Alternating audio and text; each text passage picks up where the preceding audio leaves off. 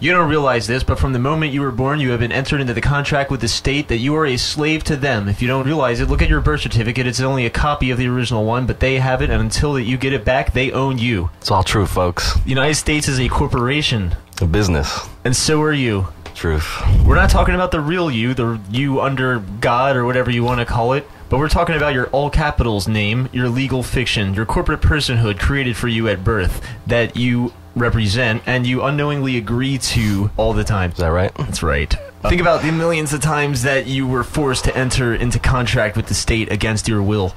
In the form of parking tickets or motor vehicle bullshit registrations on your car. You could get the diplomatic immunity plates once you become a sovereign nation, because then you're just merely passing through their jurisdiction. You're not part of it. You unknowingly agree to be part of their jurisdiction when you answer any of the questions that were worded a certain way by a police officer or the judge. You have to know how to answer these questions or not answer them. Yeah, speaking to them at all is engaging or entering into a contract, essentially. And I'm not talking about Fifth Amendment rights. We all know that the Constitution doesn't matter anymore. We're working under maritime law, the UCC, the Uniform Commercial Code, commercial contract law. What's it about? You're being told about this currently in school. Is that correct? Or is this something you're doing on your own? When have the Bill of Rights done any good for anyone lately? Do you think we actually have freedom of speech, and we don't have the right to bear arms, nor do we have the right to remain silent? It's ironic that the very same amendment that gave, the illusion of citizenship to some group of people has actually enslaved us all. So a lot of people against the 14th Amendment are mistaken as racist, but it has nothing to do with racist. In fact, what we want is freedom for all people. Well, that's a common trick, isn't it? Combining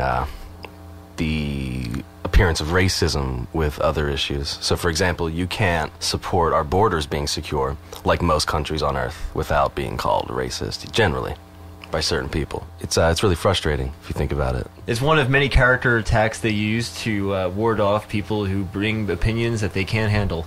And unfortunately, I get that in my day-to-day life, which is really frustrating. Even individuals who you'd think were in the know, someone you'd think would be progressive or someone type of person you would. It turns out that people are more conformists often than they like to admit. Sad but true.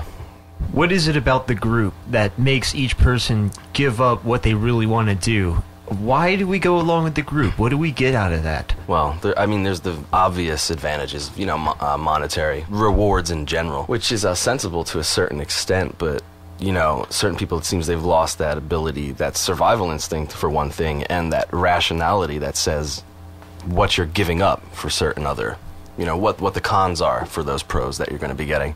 And it's terrible because people seem to have lost that sharpness, that ability to survive and adapt, which undoubtedly got us where we are as a species, right? And it seems like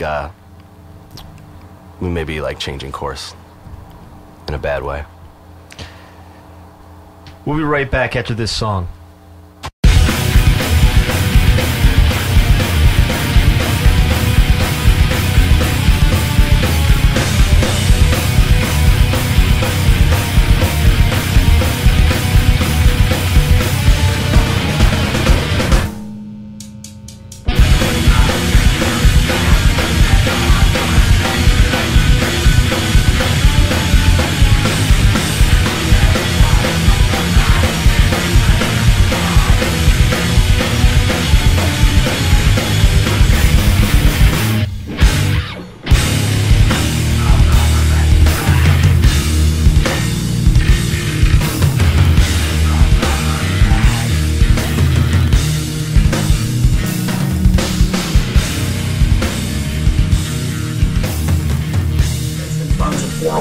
And investing it to prop up the derivatives bubble.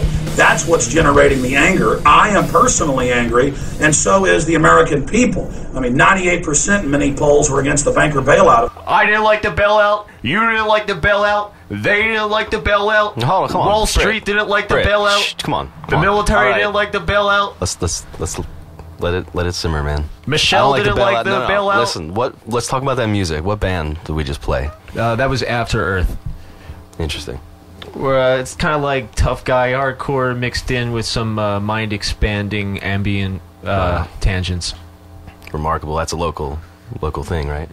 South Jersey area, Philadelphia, going up to North Jersey, going into Delaware. You're going to see us going into Venezuela soon. We're going to hit up Iran. We're going to hit up South Korea. Unbelievable. So who else is in that band with you? Steph Bretman plays drums, and we have John Morad playing guitar. Steph also plays drums in Hollow Lies and The Fake Out and Snowcat, and John Morad also plays guitar in Doomsday Machine Schematic. Mike Britt plays bass in The Visions of. Another local giant within the area. I heard about a battle of the bands recently. I'd like to know what the hell happened with that.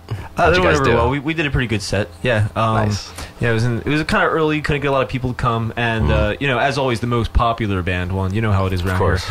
But how mediocre were they? Yeah, it was me and Bubek watched Alex Jones with Dave Mustaine the other day. Wow. Yeah, the new Megadeth. You watched it with him, or you watched the Alex Jones with Dave Mustaine in it? Like. Oh yes. Because I know Bubek is a huge Dave Mustaine and Megadeth fan. Yeah, we're talking about The Visions of. James Leary is the drummer of that one. He's also into this band called Glendora, which is also the next town over. But we did some good recordings, and you can check that out, Glendora. I don't know. But anyway, what else is going on? What's new with the Info Warriors? The Info Warriors, referring, of course, to Alex Jones and Infowars.com. What's new? Well, what I saw that was interesting was that he got invited. Are they paying you? What kind of motive do you have to support their cause? I have no motives here except shits and giggles and what have you. This is for entertainment purposes only. Certainly. He had been invited to CNN. I thought this was really interesting. Anderson Cooper invited him on, apparently. Speaking of entertainment, look at the news. It's just another TV show. Yeah. What's going on on the fantasy land they have now, the football game? How's the game working? It's really depressing. I mean, it's been years since I've actually watched the mainstream media. You know what happens on places like CNN? When you put a conspiracy theorist like Alex Jones into CNN, they never portray them very well. Well, I'm not going to portray him at all, apparently, because they didn't get what they wanted, which was like a 20-second soundbite of him saying something embarrassing. But he's too sharp. He's too quick, too much on his feet for them, at least for Anderson Cooper, who's kind of a dolt anyway. But it's an amazing video. I suggest everybody watch it. It's the most severe raping I've ever seen the mainstream media take in one session. They simply could not get a word in edgewise. All they had was their played out Reuters script to read. They had nothing to go on, and he had just fact after fact. It's brutal, actually, but it's what we need. They don't like it when you get into facts in the mass media. They present you with a tiny fraction of what's going on out there, and then they just turn to each other and be like, "Oh, what do you think about that? Well, I think this, and I think that." And, they will argue back and forth on points that don't even address the real issue, so they distract you from what's really going on while providing the illusion that they are telling you what's going on so you can feel secure. You can go out there and you can form your own opinion about it, and just like we're doing right now, that's where the info is. There's something perfectly valid in original research and the opinions of other people. Enough about that. Hey, you been driving in Glassboro lately? Been near the Checkers intersection? Delsey Drive? What is the name of that intersection? William Dalton, maybe? I don't know. William Dalton and Delsey Drive. They just inserted a red light cameras. Smile when you drive through there because you're getting your fucking picture taken. I got a news article up, Philly.com, local news. Red light cameras come to South Jersey. Google it. It's out there. So they're going to offer a 30-day grace period. And after that, they'll have the pictures of you going through the red light, and you're going to get this $85 ticket in the mail. And they chose, like, the most manipulative light. It's such a quick light. It's so easy to be caught in the middle of it. Anybody who drives through Delsey and William Dalton Drive knows what the hell I'm talking about. You'll get 3 people making left turns after the red light. Yeah, and you know what? There's really nothing wrong with that. There's an unspoken rule that if you're not in anybody's way, it's okay. But of course now, I mean, these towns are so broke, so hopelessly broke after the banker takeover that I guess what else are they going to do, This news article says that from 2004 to 2006, 49 major accidents involving injuries or damages of at least $500 happened at that intersection. It is the most dangerous intersection in town. 49 for how long of a period of time? In a 2-year period. Well, that's about twice a month, maybe. In a 2-year period, yeah. But the best things I get over here are the user comments, because that's where you find out the real news, because none of this stuff is about profit, and you get real ground information from people out there who's getting fucked by these things.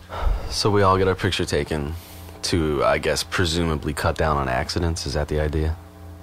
I don't think it actually takes your picture. I think this is just a threat. This is just something to get us to believe that they're watching us. Because if people feel like they're being watched, they will change their behavior. There's tests been done on this. Yeah. All you don't actually have to spy on people. You just have to let them think that they're being spied on. Well, that's basically